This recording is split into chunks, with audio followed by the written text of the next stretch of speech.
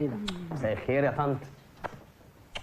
ها المريضة فين؟ ايه؟ المريضة فين؟ في الكوافير. ايه ده راحت تجيب العريس؟ ايه يا دكتور، امي المريضه طمني عليها لو سمحت. خلاص زماد بس ان شاء الله. ايه يا كتكوتة؟ ايه يا كتكوتة؟ على فكرة ماما بتدلع عليك، عايزة تعرف غلاوتها عندك. هو حضرتك دكتور اطفال؟